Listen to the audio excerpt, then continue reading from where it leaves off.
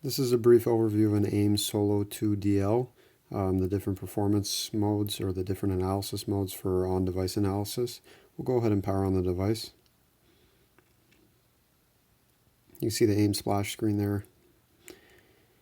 If track learning is enabled, it will look for a nearby track here, and it will show the number of satellites that it's currently receiving or connected to. And then it'll bring us to this home screen. So this device comes equipped with a OBD2 connector here, a CAN connector that can communicate with a variety of different ECU protocols, typical OBD2 connector here, and that just screws into this 5-pin connection here on the bottom to communicate with the ECU.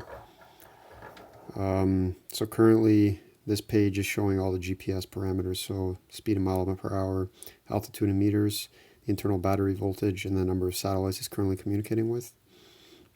If I click next here on the bottom, it'll show a different screen here that shows a larger version of the speed, GPS speed. We're indoors currently. If I click next here, it will bring us to the ECU parameters. Currently we're not connected to a vehicle, but you can see that the generic CAN template for OBD2, we have RPM, throttle position, engine coolant temperature, your manifold air pressure, and PSI. Next screen, the fuel volume in percentage, intake air temperature in degrees Fahrenheit, the mass airflow meter signal in grams per second, so that's the mass of air entering the engine, and then the commanded throttle position, that's PPS percent. So if I click menu, you can see for the type of racing that's been configured here, it's set to speed, which is effectively circuit racing.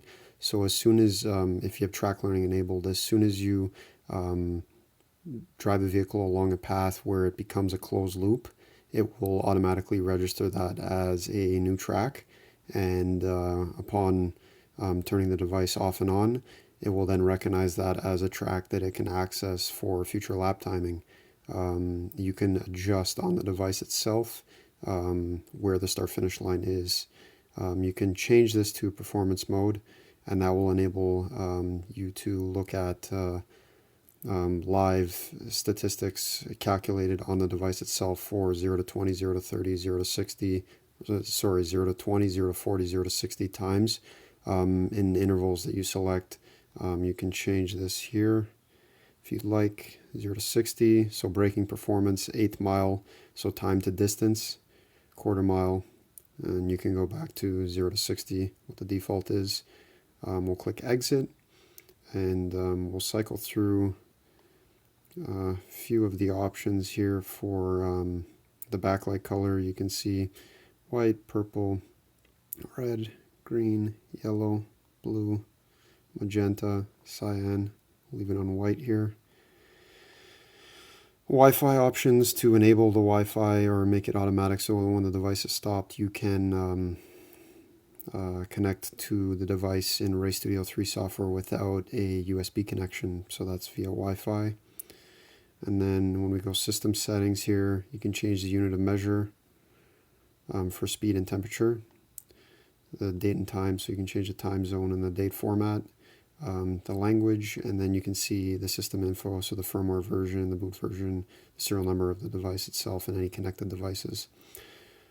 So we will go and we'll click the memory button here, and we've recorded some sessions on the device here, so we can see that there's 2 different types of sessions that were recorded. Performance run, so that's a 0 to 60 run, so and as well as a circuit race or speed mode data. So the first thing we'll do is the performance mode, and there was one run selected here, so you can see in this vehicle it's calculated that we've achieved 20 miles per hour in 1.27 seconds, and that's the distance that it took. 40 took 2.6 and 78 feet, and then 60 took 4.5 seconds and 71.7 feet. And after 60 miles an hour, the vehicle slowed down, so it's only registering 0 to 60 time, and that's the mode that was selected. If we go back to tests here, back, The more interesting one to post-process directly on the device here is if we go to the speed mode data. So this was the data that was natively collected in the configuration that was set to speed race or circuit mode effectively. So when we click enter, and we'll select one of the sessions that's done here. So this one here, we'll click page. It'll show us our lap times for only 2 different laps here, and then the maximum RPM as well as the maximum speed. This was just driving around casually around the circuit itself. So you can see if we click page, now we can directly see visually on the track map. So the start finish line is represented by this hash mark here. The lap time shown at the top here, it's showing that this is indicating lap 2, and we're 5.4 seconds into the lap here. So that's where the cursor is being shown here, and this is the live speed for that particular moment in time, or the instantaneous speed.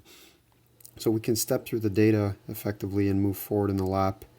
And you can see the cursor progressing as we move down the lap. So now 25.5 seconds, we're 30.3 miles per hour. So we can keep moving forward here. And this allows you to see kind of your maximum speeds and corner minimum speeds throughout the lap itself. So let's say here, 43 seconds, we're at 22.3 miles per hour, and that's the position on the race course. And then the minimum speed in that corner, we were almost stopped here, so you can see 3.7 miles per hour at the corner apex there, and then we can go towards the end of the lap here.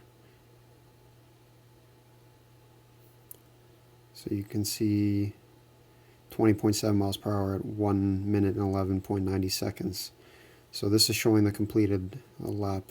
Basically, we can keep scrolling through, and it's going to show the lap marker here, and then we're going to move to the next lap, so lap 3, and you can see 16 miles per hour at that particular point on the lap itself.